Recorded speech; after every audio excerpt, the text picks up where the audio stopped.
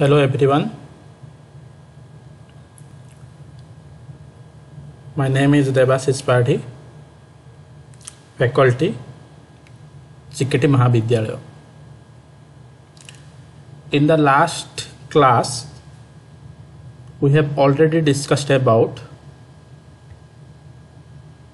software testing. So, in the last class, we have discussed about what is testing. Testing is generally used to find the errors.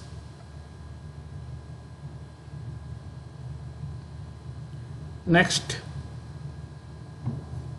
we have discussed about testing is nothing but it is the process of executing a program with the intent of finding the errors. While executing the program, our aim is to find the error. Then why should we test? We are generally test a software for finding the error as early as possible so that cost becomes low. So the main intention of testing is to find the error. Okay, then what should we test? We should test for all valid and invalid inputs. Okay, next, these are the objective of testing. Okay, last class we have already discussed these things. Okay, main objective is to finding the defect, and end result meet the user requirements. The software must satisfy the SRS document, gain the confidence of the customer. These are the main objectives of testing. Then these are the principles of software testing. Okay. Then these are the terminologies we have already discussed about. Errors is nothing but the human actions that produces fault. Then bug, presence of error at the time of execution is known as bugs. Fault, the end result of error is known as the fault. And what is failure? Failure is nothing but deviation of the software from its expected result is known as failure. Okay. Next, these are the different testing process. We have already discussed about unit testing. Then today we will discuss what is integration testing and system testing. Unit testing is nothing but testing each unit module separately. Testing each module separately. This is known as unit testing, and we have already discussed about the main things are stops and drivers. Both are the dummy modules. Okay, stops are the called programs and drivers are the calling programs. Stops are generally used in top-down approach. Drivers are generally used in bottom-up integration testing approach. Okay, so these things we have already discussed about in the previous lectures. Hope you understand well and go through it thoroughly. Today we will discuss about integration testing. Okay, so first understand the meaning of integration. Integration is nothing but combine. What should we combine?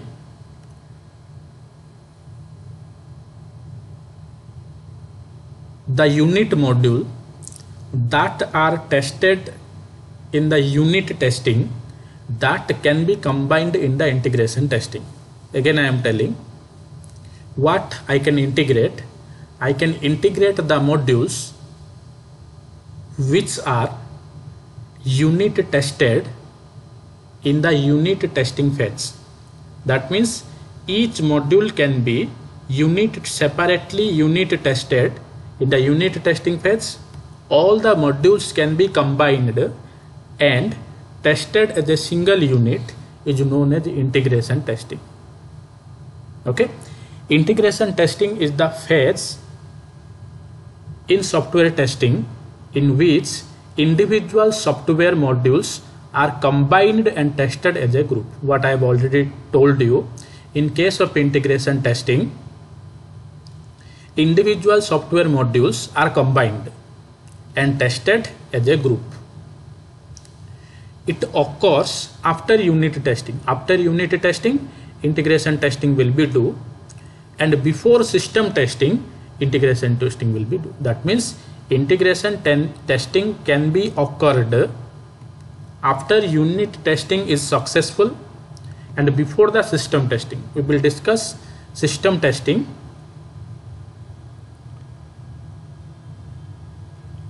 in the coming session.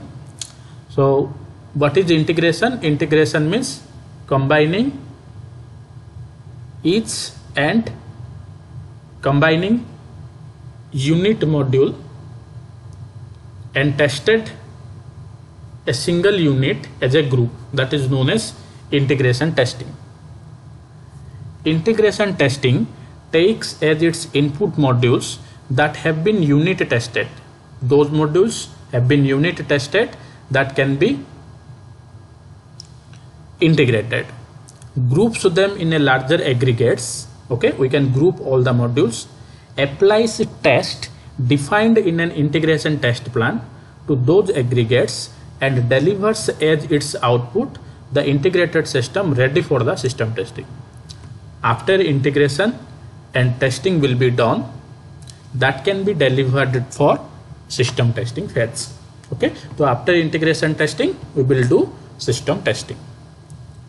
Next, this is module A and this is module B. Module A and module B is unit tested. After unit testing has been successfully, we can integrate both the module. This is the integration phase. Here module A and module B is integrated, and both the module can be tested as a single unit. That is known as my integration testing. So see, this is the diagram of unit testing. Unit testing means each and every module is separately tested. See, there is no relations between all the modules. Every module can be separately tested. Integration testing means the modules can be combined. See, these three modules can be combined and tested. These two modules can be combined and tested. These two modules can be combined and tested. This is known as integration testing. After integration testing is successful, this is the final testing phase. After that, no testing will be done. What happens in case of system testing? We will discuss. All these modules can be tested in a single unit, single group. We will discuss the difference between integration and system testing. The entire system is viewed as a collection of subsystems. Whole system can be viewed as a subsystem. Okay. Then these are the different approaches of your integration testing. Big bang integration, incremental integration, top down integration, bottom up integration, sandwich testing. These are the different approaches of integration testing. We will discuss what are they. So first we will discuss about big bang integration.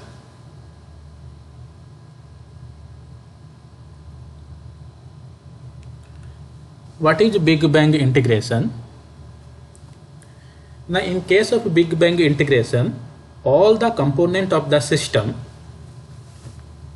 are integrated and tested as a single unit. What I have already told you,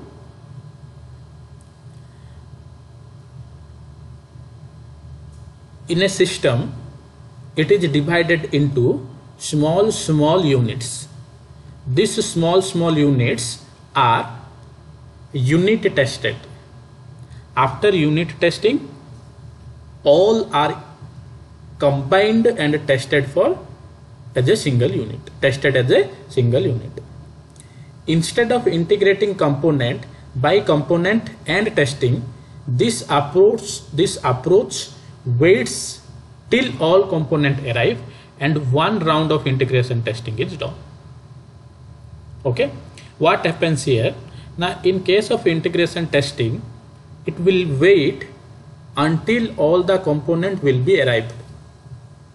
After all the component will be arrived, it will combine it and test it as a single unit.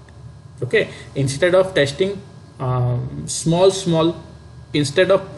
instead of combining small parts and tested repeatedly, it will wait until all the units will come at a single time, integrated, grouped together, integrated together, and testing will be done.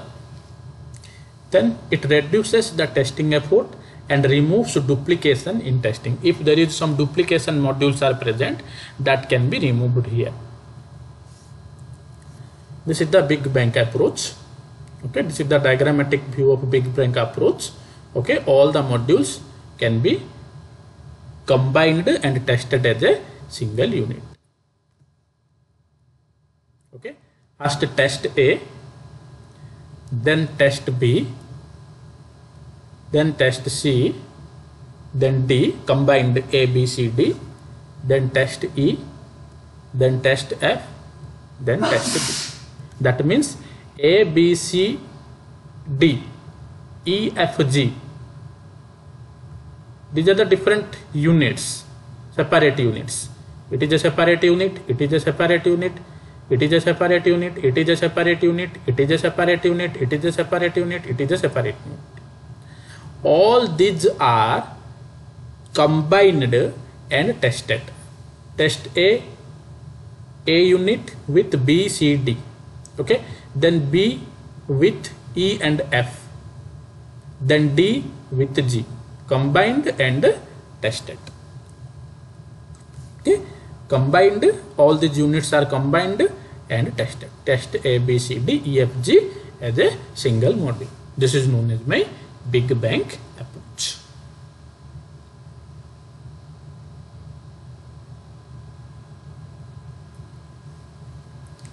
Next. Okay, these are the different modules: module 1, module 2, module 3, module 4, module 5 and module 6. All are the part of this single system. All are combined and unit tested. Okay, next. What is the advantage of big bang approach? What is the disadvantage of big bang approach? The only advantage is that for a small system, this will be ideal integration testing technique for small system. What is the main disadvantage? You would have to wait for all the modules to be integrated. So there will be quite a lot of delay. Again, all the modules will be come to a single time. At a single time, all the modules will be placed so that all are combined and tested. Suppose module 4 is not coming, so all the modules must wait for this module 4. So that what happens here, now there will be a quite or a lot of delay. That means it is a slow procedure because it will wait for some modules. Then errors are identified at a late stage and it is very hard to identify the fault. These two are the disadvantage of your big bang approach. Okay, first is it will slightly so slow. Second is errors are identified at a late stage and it is very hard to identify the fault. And what is the advantage? The advantage is it is good for small systems. Okay, next thing is my incremental integration. What is incremental integration? Okay, we will discuss what is incremental integration. Now, in case of incremental approach, it first combine only two components together and test them. I'm just combining two units or two component. Remove the errors if present. Otherwise, combine another component to it and then test again, and so on until the whole system is developed. In case of incremental integration, I can combining small modules into a single unit. That means first I can test only two units. Test them. If some errors are present on this two unit, then remove the errors. After that, other component will be added to them. Again, same procedure will be repeated, and this process will continue until whole the system will be tested. Okay. In this, the program is constructed and tested in small increment where errors are easier to isolate and correct. Why errors are easier to isolate? Now, because I am not in a position to combining all the modules into a single unit and then test. In case of a Big Bang approach, I can combine all the module as a single unit.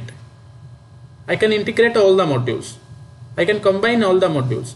After combination of all the modules, then we can test. But in case of incremental, I cannot combine all the modules at a single unit. I can combine two modules at a time. After that, test the two modules. If some errors are found, remove that.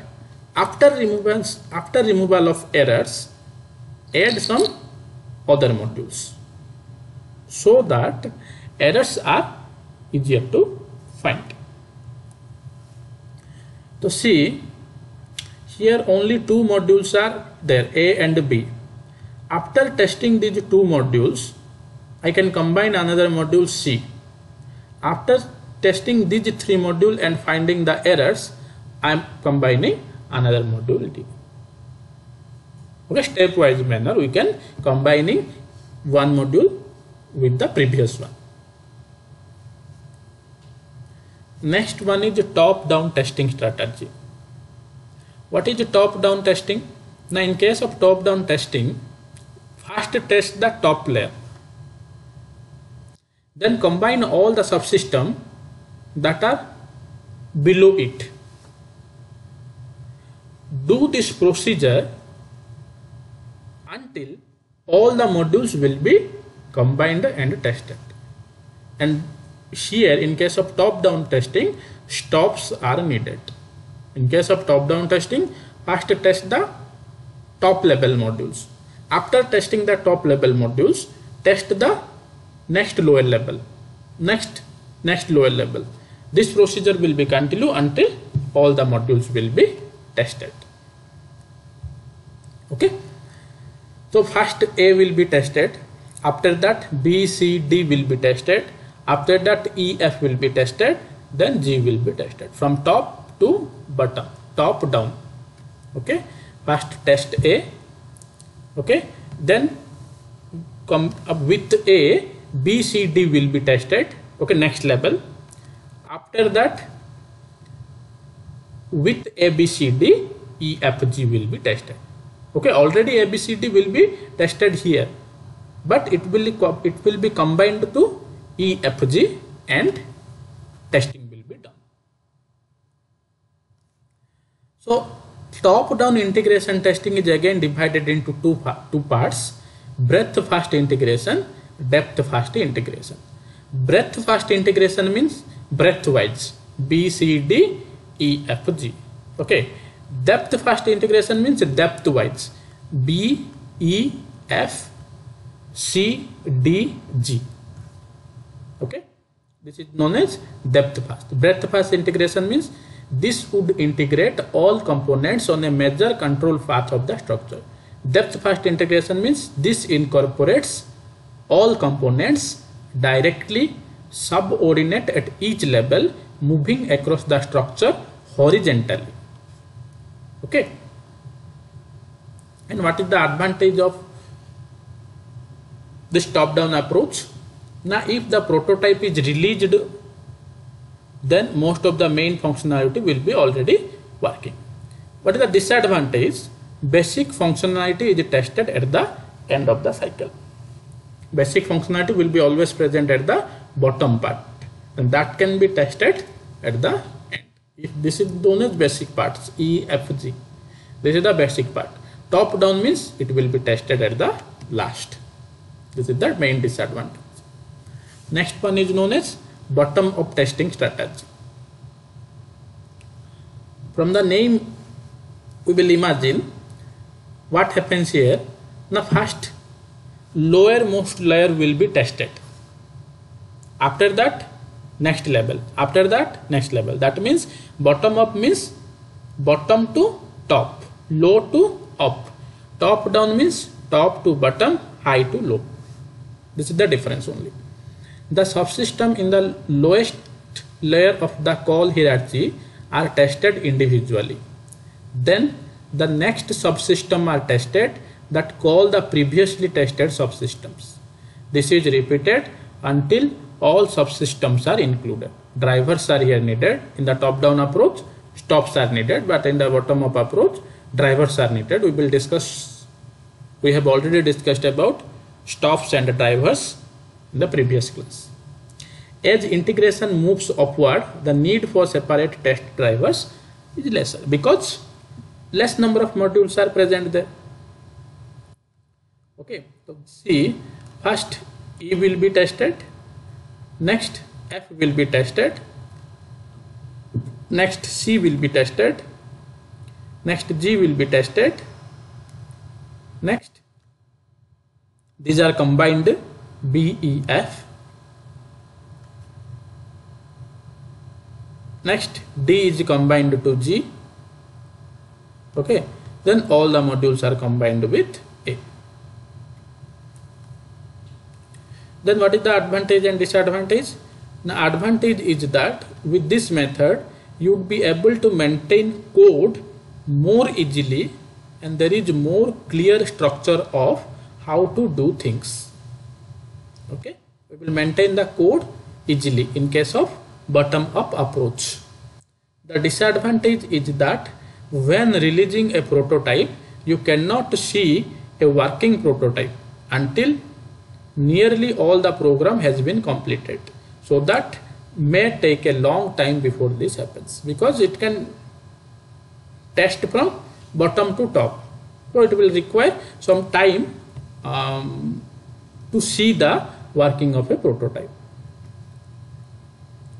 This is the last sandwich or bidirectional testing. Sandwich testing is nothing but it is the combination of top-down and bottom-up strategy. Top-down strategy with bottom-up strategy. Combination is known as sandwich, or you can say that bidirectional testing. A system is viewed as having three layers: a target layer in the middle, a layer above the target, a layer below the target. Okay.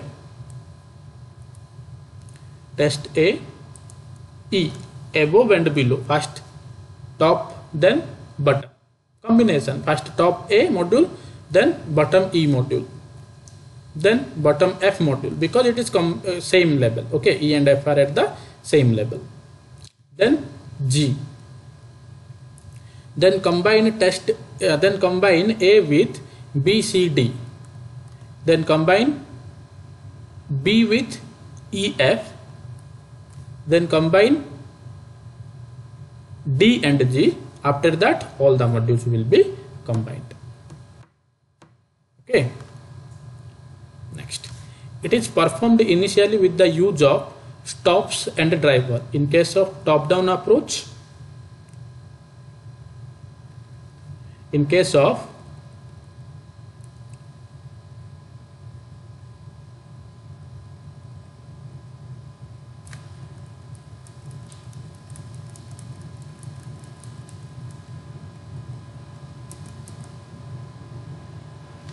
top-down approach, stops are required, but in case of bottom-up approach, drivers are required.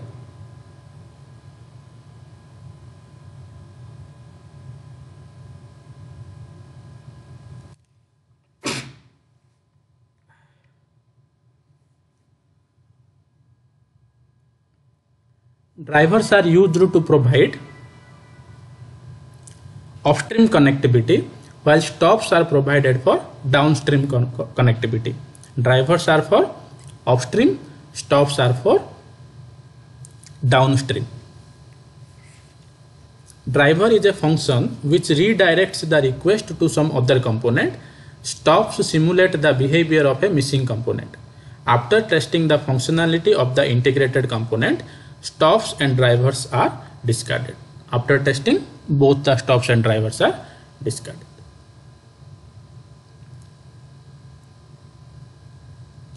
Then selection, where top down is used, where bottom up is used, where bidirectional is used, where big bang is used. Now where clear requirement and design are specified, top down approach is used. Where dynamically changing requirement design architecture is used, where requirement design architecture dynamically changed, then bottom up approach is used. Changing architecture, stable design is there, that means bidirectional is used. Where limited changes to existing architecture with less impact factors are there, big bang testing approach is used. Okay, so this is all about your integration testing.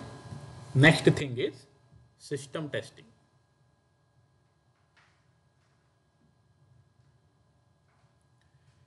What is generally system testing? It is the most final test. We can say that it is a final test, and it verifies that the system to be delivered meets the specification and its purpose or not. It is the final testing approach. Okay, and it will always happen after the integration testing phase. It tests both functional and non-functional aspect of the product. Okay, it is started once unit testing, component testing and integrating testing are completed. After all the testing will be completed, it will be start. System testing is carried out by specialist testers or independent testers. It can be carried out by specialist or by independent. It is performed on the basis of written test cases according to information collected from the SRS and a detailed design document. What are the information present in SRS document or design document? All these things are implemented in case of system testing. That means it meets the SRS document or design document that will be tested here. It ensures that the product is ready for moving to the user acceptance test level. This is the last chance for the test team to find any remaining product defects before the product is handed over to the customer. This is the last chance for testing. Okay, if any defects are there, then in this level we are in a position to correct. After that, it will be delivered to the customer. Okay, this is the last phase. Why system testing will be done? Now bring in customers' perspective, build confidence in the product, analyze and reduce risk of releasing the product. Okay, we can finalize, ensure product is ready for acceptance testing. Then what are the different types of system testing? Alpha testing, beta testing, acceptance testing. Different types of system testing. Then what is the alpha testing? This alpha testing will be always done at the developer's site. Okay, alpha testing will always be done at the developer's site. Alpha testing is testing of an application when development is about to complete. After development is complete, alpha testing will be done at the developer's site. Minor design changes can still be made as a result of alpha testing. Okay.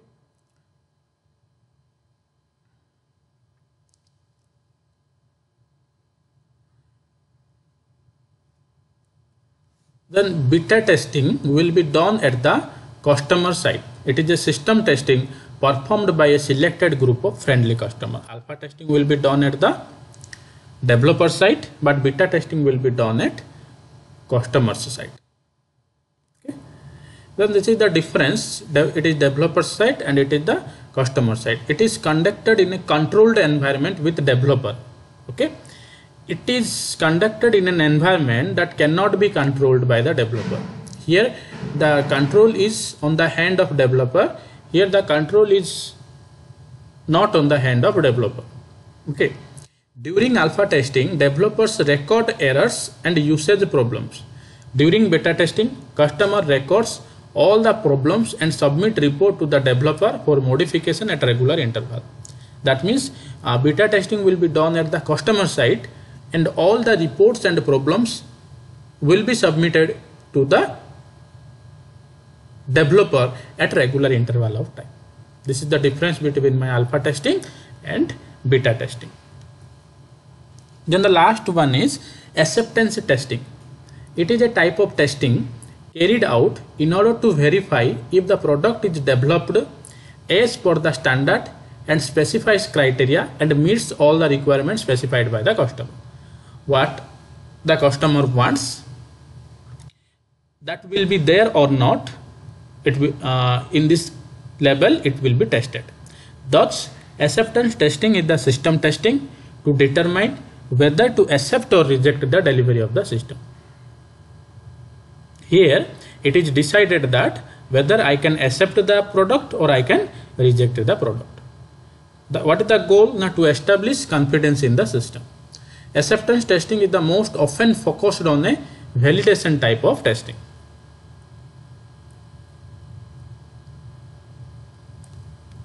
Okay, so this is all about my integration and system testing. Okay, thank you.